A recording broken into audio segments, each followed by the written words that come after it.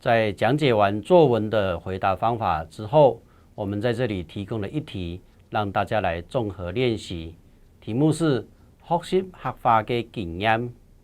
那有哪些提示呢？也就是说我们在学客语的时候会有哪些经验，有哪些是好的、有趣的，又有哪些是你不喜欢的。那请你用250个字到300个字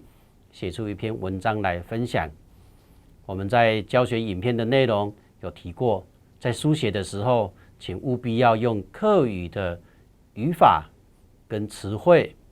来写作，尤其是一些不同的字，例如说我在客语写作上面它会变成矮，